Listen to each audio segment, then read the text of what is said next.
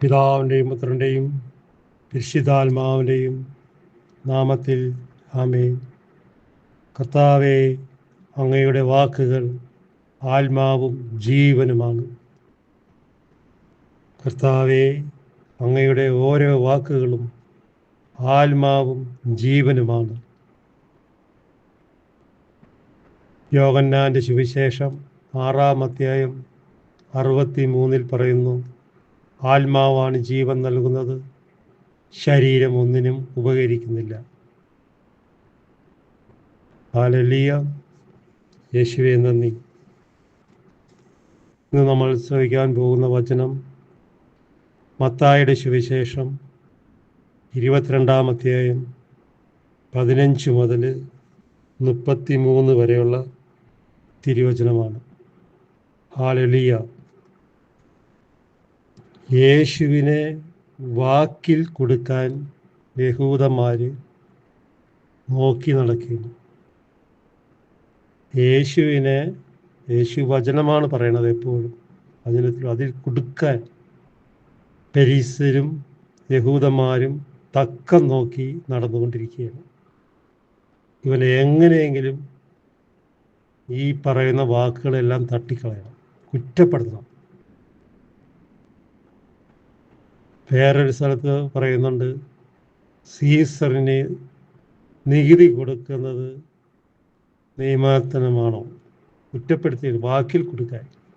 പക്ഷെ അവിടെ എല്ലാം യേശുനാഥൻ വചനമഴിച്ച് മുമ്പോട്ട് പോയിക്കൊണ്ടിരിക്കുകയാണ്.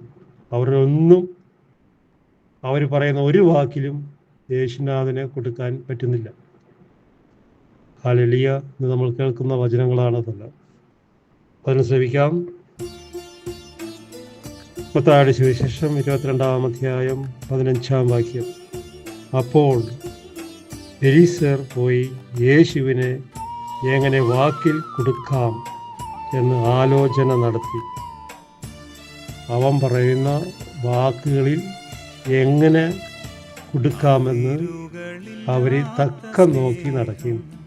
അപ്പോൾ യേശു ഒരു സ്ഥലത്ത് ഇങ്ങനെ വചനം പറഞ്ഞുകൊണ്ടിരിക്കുമ്പോൾ യഹൂദന്മാര് വന്നേക്കാണ്. അവിടെ മുത്താരിച്ച് ചോദിക്കുകയാണ്, വാക്കിൽ കൊടുക്കാൻ ആലോചന നടത്തി. ചോദിക്കേ, അവർ താങ്കളുടെ അനുയായികളെ ഹേറോദോസ് പക്ഷക്കാരുടെ അടുത്ത് അവൻ്റെ അടുത്ത് ആളയച്ച് ചോദിച്ചു.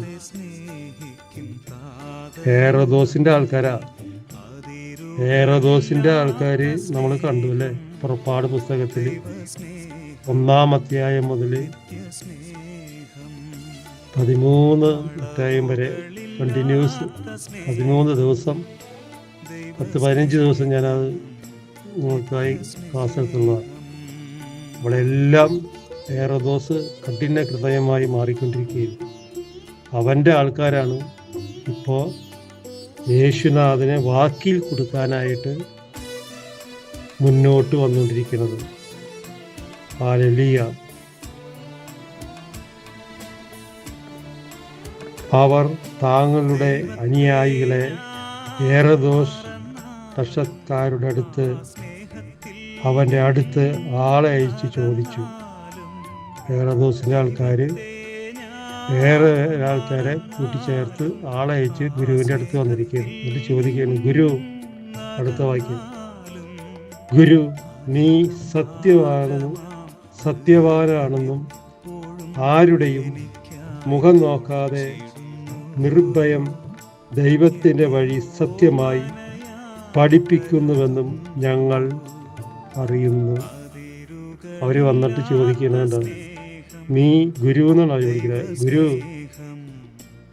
നീ സത്യവാനാണെന്നും ആരുടെയും മുഖം നോക്കാതെ ദൈവത്തിൻ്റെ വഴി സത്യമായി പഠിപ്പിക്കുന്നുവെന്നും ഞങ്ങൾ അറിയുന്നു. കർത്താവ് ആരുടെയും മുഖം നോക്കില്ല. കാരണം യേശു ദൈവമാണ്. അവിടെ നിന്ന് നോക്കുന്നത് പിതാവിനെയാണ്. പിതാവിനെ മഹത്വപ്പെടുത്തി ആരുടെയും മുഖം നോക്കാണ്ട് സത്യസത്യമായാണ് യേശുനാഥൻ ഓരോ വാക്കുകളും പറയുന്നത്. അതാണ് അവർ പറയുന്നത്. സത്യമായി പഠിപ്പിക്കുന്നുവെന്നും ഞങ്ങൾ അറിയുന്നു. അതുകൊണ്ട് ഞങ്ങളോട് പറയുക. അവർ വന്നിട്ട് പറയണം, ഞങ്ങളോട് പറയുക. എന്തായിരിക്കും? നിനക്ക് എന്ത് തോന്നുന്നു? സീസറിന് നികുതി കൊടുക്കുന്നത് നിയമാനുസൃതമാണോ? അവരവിടെ വന്നിട്ട് ചോദിക്കുകയാണ്. കാരണം നീ സത്യമായിട്ടുള്ളവനാണല്ലോ. അപ്പം ഞങ്ങളോടൊന്ന് പറയുക, സീസറിനുള്ളത് നികുതി കൊടുക്കുന്നത് നിയമാനുസൃതമാണോ അല്ലയോ? ഒരു വാക്കിൽ കൊടുക്കാനാണ്, യേശുവിനെ കൊടുക്കാനാണ് അവർ നോക്കുന്നത്. എന്നിട്ട് വേണം ബാക്കി കാര്യങ്ങൾ ചെയ്യാൻ. യേശു പറയണം, ശരിയല്ല, അങ്ങനെ കൊടുക്കേണ്ട ആവശ്യമില്ല, എന്തിനാ അങ്ങനെ കൊടുക്കണേന്ന് അങ്ങനെ ചോദിച്ചിട്ടുണ്ടെങ്കിൽ അവരവിടെ പോയി പറയും, സീസർ അവൻ അവിടുത്തെ ഒരു രാജാവ് പറയണം, അവന് അന്നേരം ശരിയായി കളയും യേശുവിനെ. അപ്പോൾ യേശു പെട്ടെന്ന് അവരോട് മുഖത്ത് നോക്കി പറയണം. അവിടെ ആ ചോദ്യം തന്നെ വേണ്ട, സീസറിന് നികുതി കൊടുക്കുന്നത് നിയമാത്മമാണോ അല്ലയോ? അവരുടെ ദുഷ്ടത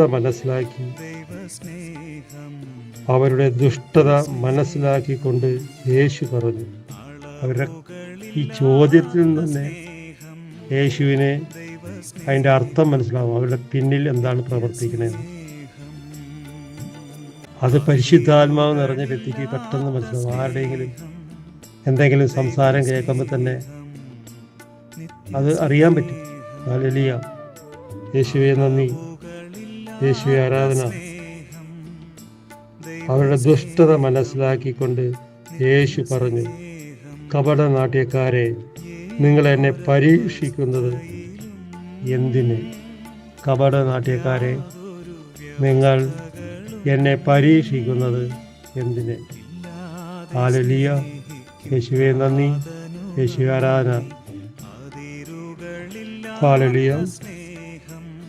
ഇത് കേട്ടപ്പോൾ ഒരു സാക്ഷ്യം, ഒരു സ്ഥലത്ത് നടന്ന ഒരു സാക്ഷ്യം ഒരു കൗൺസിലർ പറഞ്ഞത് ഇങ്ങനെയാണ്. അതായത് അത് നിങ്ങൾക്ക് എൻ്റെ മനസ്സിൽ വന്നപ്പോൾ ഞാനത് നിങ്ങളുമായി പങ്കുവയ്ക്കുകയാണ്. അതായത് ഒരു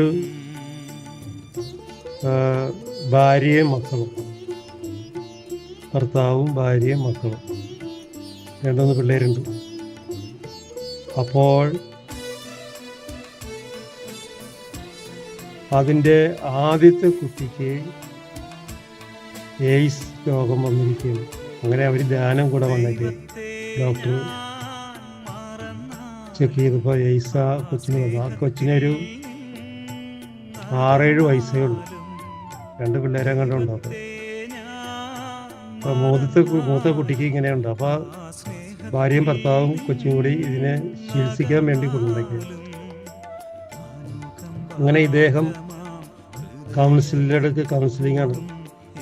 3-ാം ദിവസം, 5 ദിവസം ധ്യാനമാണ്, 3-ാം ദിവസം കൗൺസിലിംഗ് ആണ്. കൗൺസിലറുടെ അടുത്ത് വന്നിരുന്നുണ്ട്. ഇങ്ങനെ പറഞ്ഞു, എൻ്റെ കുറേ പാവങ്ങളുണ്ട്, അങ്ങനെ എങ്ങനെയുള്ളത്. അപ്പോൾ ഭാര്യ മക്കളൊക്കെ വേറെ സ്ഥലത്താണ്, ഇയാൾ ഒറ്റയ്ക്കാണ് വന്നിരിക്കുന്നത് കൗൺസിലറുടെ. കൗൺസിലറെ നമുക്കറിയാം അല്ലേ, പരിശുദ്ധാത്മാവെന്ന് പറഞ്ഞ് യേശു തമ്പുരാൻ പരിശുദ്ധാത്മാവിനിലൂടെ സംസാരിക്കും. അവൻ്റെ ഉള്ളിൽ സംസാരിക്കും. ഉള്ളിലിരിക്കുന്നത് എന്താണെന്ന് വെച്ചാൽ, ഉടനെ ഇവൻ ഇങ്ങനെ ഇരിക്കുമ്പോൾ, ഇങ്ങനെ സംസാരിക്കുന്ന സമയത്ത് ഇങ്ങനെ പറഞ്ഞു, നിങ്ങളുടെ കൊച്ചിന്, ഒരു മകന് ഒരു മാര രോഗമുണ്ടല്ലോ എന്ന് പറഞ്ഞു. അപ്പോൾ അയാൾ പെട്ടെന്ന് അപ്സെറ്റായി പോയി. ഇതെങ്ങനെ ഇവരുടെ അടുത്തുണ്ട്. ഉടനെ അയാൾ പറഞ്ഞ് സത്യം പറയാൻ പറഞ്ഞപ്പോൾ അയാൾ പറഞ്ഞുകൊണ്ട്, എൻ്റെ മകന് 7 വയസ്സുള്ളൂ, പക്ഷെ അവന് ഈ രോഗം എങ്ങനെ വന്നത് ആർക്കും തന്നെ ഞങ്ങൾക്ക് അറിഞ്ഞില്ല. ഉടനെ ഈ കൗൺസിലർ പറഞ്ഞു, നിന്നിൽ നിന്നും എന്നാണ്. ഉടനെ ഇവൻ ചാടി എഴുന്നേറ്റിട്ട് ഇവൻ പറഞ്ഞു, എന്തായി പറയണം, അനാവശ്യം പറയണമെന്ന് പറഞ്ഞു. അപ്പോൾ കല്യാണം കഴിഞ്ഞിട്ട് 5-6 വർഷമായി. അപ്പോൾ ഇയാൾ ഭയങ്കരമായിട്ടാണ് ചൂടായപ്പോൾ അയാൾ പറഞ്ഞ്, ശാന്ത ഇരിക്കൂ, ഞാൻ പറയാം, ഇരിക്കൂ സഹോദര എന്ന് പറഞ്ഞ് ഇരുത്തി. എന്നിട്ട് ഇയാൾ ചോദിച്ചു, നിങ്ങളുടെ വിദ്യാഭ്യാസ യോഗ്യത എവിടെയായിരുന്നു എന്ന് ചോദിച്ചു. അപ്പോൾ പറഞ്ഞ് ബാംഗ്ലൂരായിരുന്നു.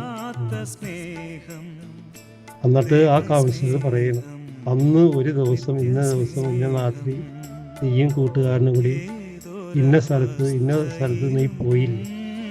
ഉടനെ അയാൾ പെട്ടെന്ന് മറന്നു കിടക്കായിരുന്നു.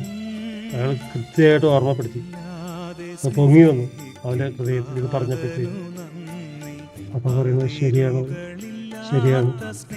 അവിടെ നിനക്ക് കയറിയ പിടിച്ച രോഗം നിന്റെ ശരീരം ബ്ലഡിൽ കലർന്നിരിക്കുന്നത് പോയിട്ടില്ല. പക്ഷെ നിന്റെ ഭാര്യയ്ക്ക് ഉണ്ടോയെന്നുള്ളത് അറിയില്ല, പക്ഷെ നിന്റെ കൊച്ചിനുണ്ടല്ലേ എന്ന് പറഞ്ഞപ്പോൾ ശരിയാണ്. ഉടനെ ഇവ കരയാൻ തുടങ്ങി. പഠിച്ചുകൊണ്ടിരിക്കുമ്പോൾ ഡിഗ്രിക്ക് പഠിച്ചുകൊണ്ടിരിക്കുമ്പോൾ അവന് കിട്ടുക. ഇവനും കൂട്ടുകാരും കൂടി പോയി തെറ്റ് ചെയ്തതാണ്. ഭജനം കേട്ട് കുമ്പസാരിച്ച് കൗൺസിലിംഗ് എടുക്കാൻ ചെന്നപ്പോൾ കൗൺസിലർ പറയണത്, നിനക്ക് നിന്റെ രക്തത്തിലൂടെ വന്ന രോഗമാണ് നിന്റെ മോനുമൊക്കെയായിരുന്നത്. 7 വയസ്സുള്ളൂ. അവനെവിടെ പോയിട്ടാ അവനാ രോഗം വരെ ഇവനിലൂടെ കിട്ടിയതാണ്. അവൻ സമ്മതിക്കണില്ല. പക്ഷെ കൃത്യമായിട്ട് അടയാള സഹിതം പരിശുദ്ധാത്മാവ് വഴി കൗൺസിലർക്ക് പറഞ്ഞു കൊടുത്തപ്പോൾ അവന് ബോധ്യം വന്നു. ഹല്ലേലൂയ. യേശുവേ നന്ദി, യേശുവേ ആരാധന. യേശു ചോദിക്കുന്നു, എന്നെ പരീക്ഷിക്കുന്നത് എന്തിന്? യേശു ചോദിക്കണം, എന്നെ എന്തിനാണ് നിങ്ങൾ പരീക്ഷിക്കുന്നത്? നികുതിക്കുള്ള നാണയം എന്നെ കാണിക്കുക. നിങ്ങൾ നികുതി കൊടുക്കണമെന്ന് പറയുന്നുണ്ടല്ലോ, ആ നാണയം എന്നെ ഒന്ന് കാണിക്കുക. യേശുനാഥൻ ദൈവമാണ്, അവൻ പരിശുദ്ധാത്മാവിനാൽ നിറഞ്ഞവനാണ്. അവൻ്റെ അടുത്ത് ഒരടവും ആരുടെയും മനുഷ്യൻ്റെ നടക്കില്ല. സൃഷ്ടാവാണ് അവൻ. അവനറിയാം ഇതിൻ്റെ ഉള്ളിൽ കിടക്കണം എന്താണ്, ഇതിനെന്താണ് അർത്ഥത്തിലാണ് ഇവ വന്നേക്കണേന്ന്. അതാണ് യേശു അവിടെ കോപിക്കുന്നുണ്ട്. എന്തർത്ഥത്തിലാണ് നീ എൻ്റെ അടുത്ത് എന്നെ പരീക്ഷിക്കാൻ വേണ്ടി ചോദിക്കണമെന്നൊക്കെ യേശു ചോദിക്കുന്നുണ്ട്. അവർ 1 ദിനാറ് അവനെ കാണിച്ചു. 1 ദിനാറ് എടുത്തിട്ട് അവനെ കാണിച്ചു. അത് യേശുനാഥൻ വാങ്ങി. എന്നിട്ട് അത് തിരിച്ചും മറിച്ചും നോക്കിയെന്ന് യേശുനാഥൻ. എന്നിട്ട് യേശു അവരുടെ മുഖത്തേക്ക് നോക്കിയിട്ട് ചോദിക്കുന്നു, 20-ാം വാക്യം. യേശു ചോദിച്ചു, ഈ രൂപവും ലിഖിതവും ആരുടേതാണ്? ആ നാണയത്തുമ്മ ഒരു സൈഡ് സീസറിൻ്റെ ഫോട്ടോയാണ് അതിനുള്ളത്, മറ്റേതൊന്ന് 1 ദിനാർ എന്നുള്ളതിൻ്റെ ചിഹ്നങ്ങളും മറ്റേത്. അപ്പോൾ യേശു ചോദിക്കുകയാണ്, ഈ രൂപവും ലിഖിതവും ആരുടേതാണ്? സീസറിൻ്റേത് എന്ന് അവർ പറഞ്ഞു. സീസറിൻ്റെ ചിഹ്നമാണ് ഒരു സൈഡ്. നമ്മുടെ 500 രൂപ നോട്ടിലൊക്കെ ഉണ്ടാവുമല്ലോ അല്ലേ, 100 നോട്ടിലൊക്കെ ഇല്ലേ, അതുപോലെ ചിഹ്നം ഈ ദിനാറിൻ്റെ ഉണ്ട്.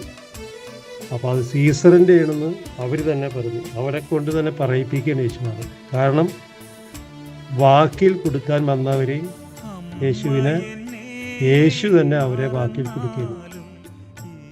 അത് നമ്മൾ ശ്രദ്ധിക്കണം. കണ്ട, യേശുനാഥൻ പരിശുദ്ധാത്മാവ് നിറഞ്ഞവനാണ്. അപ്പോൾ വാക്കിൽ എങ്ങനെയെങ്കിലും ഇവനെ കൊടുക്കാമെന്ന് കരുതി വന്നപ്പോൾ യേശു തന്നെ അവരെ വാക്കിൽ കൊടുക്കുകയും അവരുടെ വാക്കിൽ തന്നെ അവർ പറഞ്ഞു, സീസറിൻ്റേത്. അവൻ അരുളി ചെയ്തു, സീസറിനുള്ളത് സീസറിനും ദൈവത്തിനുള്ളത് ദൈവത്തിനും കൊടുക്കുക. അടി കിട്ടിയ പോലെ ഇരിക്കും കേട്ടോ. സീസറിനുള്ളത് സീസറിനും കൊടുക്കുക, ദൈവത്തിനുള്ളത് ദൈവത്തിനും കൊടുക്കുക. കറക്റ്റല്ല, അതിലൊരു മാറ്റം വരുന്നില്ല. അവർ വാക്കിൽ കൊടുക്കാൻ വേണ്ടി പോയതാണ്, പക്ഷെ നടന്നില്ല.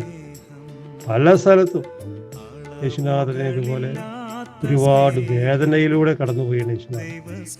എവിടെയൊക്കെ വചനം പ്രഘോഷിക്കുന്നുണ്ടോ യേശുനാഥൻ, അവിടെയൊക്കെ യേശുനാഥന് ഭയങ്കര സങ്കടവും വിഷമവും കുറ്റം പറച്ചിലൊക്കെ ആയിട്ട് ഇങ്ങനെ കടന്നു പോയിരിക്കുന്നു. യേശുനാഥന് 33 വർഷത്തെ ജീവിതത്തിലെ 3 വർഷത്തെ പരസ്യ ജീവിതത്തിൽ യഹൂദന്മാര് യേശുവിനെ ഒരുപാട് ഇട്ട് കുറ്റപ്പെടുത്തുന്നുണ്ട്. ഹല്ലേലൂയ. യേശുവേ നന്ദി. ഇത് കേട്ട് അവർ വിസ്മയിതരായി, അത്ഭുതപ്പെട്ടു പോയി. ഈ വാക്ക് കേട്ടപ്പോഴത്തേനും അവരങ്ങോട്ട് അത്ഭുതപ്പെട്ടു. ഇതെന്താണ് ഈ കേൾക്കണത്? ഇതിൻ്റെ വായിൽ നിന്ന് ഇതുപോലെ വരുമോ? അവരൊരിക്കലും പ്രതീക്ഷിച്ചില്ല. ഉടനെ അവരെന്താ ചെയ്തതെന്ന് അറിയുമോ? അവനെ വിട്ടുപോയിക്കളഞ്ഞു. ഇത് കേട്ട ഉടനെ അവനെ വിട്ടുപോയി. അത് വ്യക്തമായിട്ട് എഴുതിയേക്കാണ് 22-ാം വാക്യം. ഇത് കേട്ട് അവർ വിസ്മിതരായി അവനെ വിട്ടുപോയി. അവനെ വിട്ടുപോയിക്കളഞ്ഞു. ഹല്ലേലൂയ. യേശുവേ നന്ദി, യേശുവേ ആരാധന. ഇത് ഒരു രംഗം കൊണ്ട് കഴിഞ്ഞു. അടുത്തൊരു രംഗത്തിലേക്ക് വേറൊരു കൂട്ടർ വരെയുണ്ട് കൊടുക്കാൻ വേണ്ടിയിട്ട്. എവിടെ യേശുനാഥനെ ഉണ്ടോ അവിടെ എല്ലാം യേശുനാഥനെ കുറ്റപ്പെടുത്തുന്ന വാക്കുകളാണ് മറ്റുള്ളവരിൽ നിന്നതാണ്. അതും പറവോടെ ഒക്കെ ആൾക്കാരാണ് ഈ നിൽക്കുന്നത്. ഹല്ലേലൂയ. യേശുവേ നന്ദി, യേശുവേ ആരാധന. പുനരുത്ഥാനമില്ലെന്ന് പറയുന്ന സദൂക്യർ അന്ന് തന്നെ അവനെ സമീപിച്ചു. സദൂക്യക്കാർ അവനെ തന്നെ അന്ന് തന്നെ ആ വചനം പ്രവേശിക്കുമ്പോൾ തന്നെ ഇത് കേട്ടിട്ട് അവർ പോയി. അപ്പോൾ അടുത്തൊരു കൂട്ടം വന്നുകൊണ്ട് അന്ന് തന്നെ അവനെ കൊടുക്കാൻ വേണ്ടി സമീപിച്ച് ചോദിച്ചു, ഗുരു, ഒരുവൻ സന്താനമില്ലാതെ മരിച്ചാൽ അവൻ്റെ സഹോദരൻ ആ പിതാവയെ വിവാഹം ചെയ്തു. വീണ്ടും കൊടുക്കാൻ വേണ്ടി മറ്റു ഒരു കൂട്ടം ആൾക്കാർ വീണ്ടും ചോദിക്കുകയാണ് യേശുവിനോട്, ഗുരു, ഒരുവൻ സന്താനമില്ലാതെ മക്കളില്ലാതെ മരിച്ചാൽ അവൻ്റെ സഹോദരൻ ആ വിധവയെ വിവാഹം ചെയ്തു. സഹോദരനും സന്താനങ്ങളില്ലാതെ മരിച്ചു. അവനും മരിച്ചു, സന്താനമില്ലാതെ. വീണ്ടും അവർ പറഞ്ഞുകൊണ്ടിരിക്കുകയാണ്, മോശ അനുസരിച്ചിട്ടുണ്ട്, ഞങ്ങളുടെ ഇടയിൽ 7 സഹോദരന്മാർ ഉണ്ടായിരുന്നു. അങ്ങനെ പറഞ്ഞിട്ട് ഇവർ പറയണ 7 സഹോദരന്മാരുണ്ടായിരുന്നു. 7 പേരും ഇങ്ങനെ തന്നെ ഓരോരുത്തരും മരിച്ചുപോയി. അപ്പോൾ അവളെ വേറൊരുത്തും വിവാഹം ചെയ്തു. വീണ്ടും അവൻ മരിച്ചു, വീണ്ടും വെച്ച് വിവാഹം ചെയ്തു. അങ്ങനെ 7 പേരും വിവാഹം ചെയ്തു. 7 പേരും മരിച്ചുപോയി. അവസാനം ഇവളും മരിക്കുകയാണ്. അതിനും കേൾക്കാം.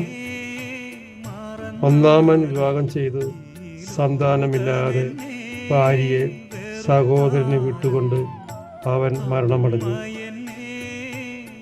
മക്കളില്ലാണ്ട് ആ ഭാര്യയെ അടുത്ത സഹോദരന് വിട്ടുകൊടുത്തിട്ട് അവനും മരണമടഞ്ഞു. 26-ാം വാക്യം.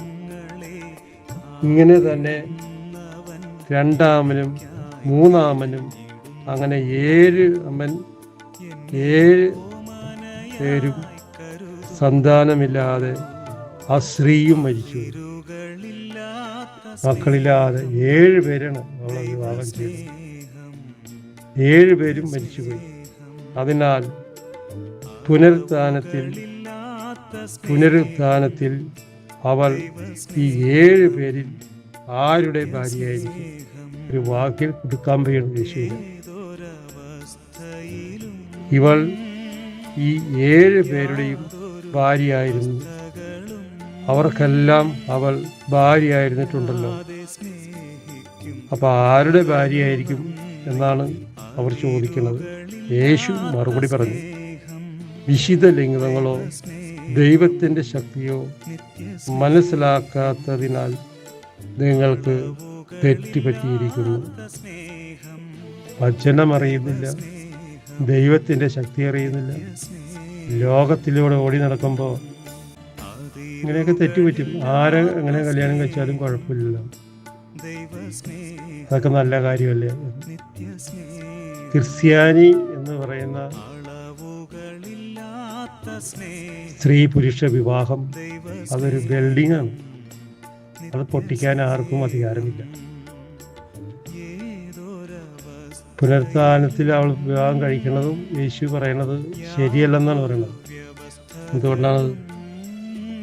തെറ്റുപറ്റിയിരിക്കുന്നു, നിങ്ങൾക്കും തെറ്റുപറ്റിയിരിക്കുന്നു. പുനരുത്ഥാനത്തിൽ അവർ വിവാഹം ചെയ്യുകയോ ചെയ്തു കൊടുക്കുകയോ ഇല്ല. പുനർകാലത്തിൽ അവർ വിവാഹം ചെയ്യുകയോ ചെയ്തു കൊടുക്കുകയോ ഇല്ല. പിന്നെയോ അവർ സ്വർഗദൂതന്മാരെ പോലെയായിരിക്കും. സ്വർഗത്തിലെ ദൂതന്മാരെ പോലെയായിരിക്കും. ഞാൻ അബ്രാഹത്തിൻ്റെയും ദൈവമാണ്, ഇസാക്കിൻ്റെയും ദൈവവും യാക്കോബിൻ്റെ ദൈവവുമാണ്. അവരോട് പറയും എന്ന് മരിച്ചവരുടെ പുനരുത്ഥാനത്തെപ്പറ്റി ദൈവം നിങ്ങളോട് അരുൾ ചെയ്തിരിക്കുന്നത് നിങ്ങൾ വായിച്ചിട്ടില്ലേ? യേശു ചോദിക്കുന്നു, നിങ്ങളോട് അരുളി ചെയ്തിരിക്കുന്നു നിങ്ങൾ വായിച്ചിട്ടില്ലേ? അവിടുന്ന് മരിച്ചവരുടെ ദൈവമല്ല, ജീവിക്കുന്നവരുടെ ദൈവമാണ്. ജനക്കൂട്ടം ഇത് കേട്ടപ്പോൾ അവൻ്റെ പ്രബോധനത്തെപ്പറ്റി ആശ്ചര്യപ്പെട്ടു, അതിശയിച്ചു. യേശുവേ നന്ദി. യേശു വാക്കിൽ മുട്ടിയെന്ന് കേട്ടപ്പോൾ, വാക്യം മുട്ടിപ്പോയെന്ന് കേട്ടപ്പോൾ ഫരീസർ ഒന്നിച്ചുകൂടി അവരിൽ ഒരു നിയമപണ്ഡിതനെ അവനെ പരീക്ഷിക്കാൻ വീണ്ടും ചോദിച്ചു. വീണ്ടും പരീക്ഷിക്കാൻ യേശുനാഥൻ നിയമപണ്ഡിതൻ പരീക്ഷിക്കാൻ ചോദിച്ചു, ഗുരു, നിയമത്തിൽ അതിപ്രധാനമായ കൽപ്പന ഏതാണ്? വീണ്ടും മൂന്നാമത്തെ പ്രാവശ്യമാണ് യേശുനാഥന് വാക്കിൽ കൊടുക്കാൻ നോക്കുന്നത്. അതും ഒരു പണ്ഡിതനാണ്. ഹല്ലേലൂയ. അവൻ പറഞ്ഞു, നീ നിന്റെ ദൈവമായ കർത്താവിനെ പൂർണ്ണ ഹൃദയത്തോടും പൂർണ്ണ ആത്മാവോടും പൂർണ്ണ മനസ്സോടും കൂടെ സ്നേഹിക്കുക. അത് പണ്ഡിതനോട് നന്നായിട്ട് പറയുന്നുണ്ട്. നീ നിന്റെ ദൈവമായ കർത്താവിനെ പൂർണ്ണ ഹൃദയത്തോടും പൂർണ്ണ മനസ്സോടും പൂർണ്ണ ആത്മാവോടും കൂടെ സ്നേഹിക്കുക. ഇതാണ് പ്രധാനവും ഫലപ്രദവുമായ കൽപ്പന. രണ്ടാമത്തെ കൽപ്പനയും ഇതിന് തുല്യം തന്നെ. അതായത്, നിന്നെ പോലെ നിന്റെ അയൽക്കാരനെയും സ്നേഹിക്കുക. കർത്താവ് ആ പണ്ഡിതനോട് കറക്റ്റായിട്ട് ഉത്തരം പറയും. അവർക്കെല്ലാം ഉത്തരം മുട്ടിപ്പോയി. എന്താണ് പറയേണ്ടതെന്ന് പിന്നെ വാക്ക് കൊടുക്കാനേ പറ്റണില്ല.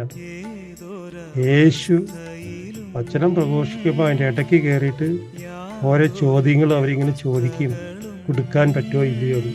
ഹല്ലേലൂയ. ഈ രണ്ട് കൽപ്പനകളിൽ നിയമവും പ്രവാചകന്മാര് അധിഷ്ഠമായിരിക്കുന്നു. ഈ രണ്ട് കൽപ്പനകളുമാണ്. ഇതിന് ദൈവമായ കർത്താവിനെ ആരാധിക്കണം, സ്തുതിക്കണം, മതിക്കത്ത് ഭാഗത്തപ്പെടുത്തണം.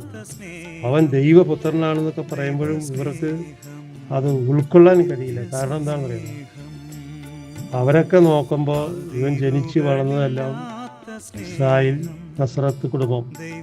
അതെന്ന് പറയുമ്പോൾ ഒരു ജോസഫിൻ്റെ കുടുംബമാണ്, മറിയത്തിൻ്റെ മകൻ, ജോസഫിൻ്റെ മകൻ. ദൈവമായിട്ട് അവർക്ക് കാണാനേ പറ്റുന്നില്ല. ഹല്ലേലൂയ.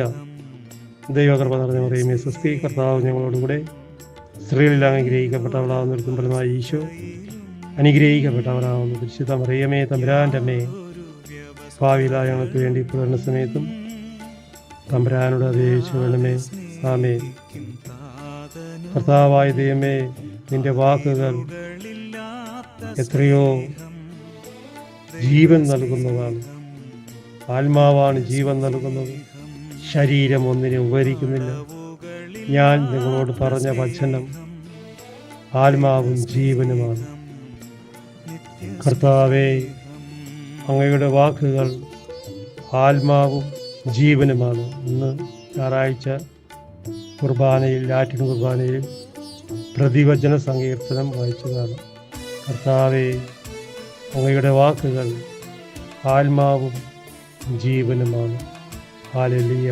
Praise the Lord.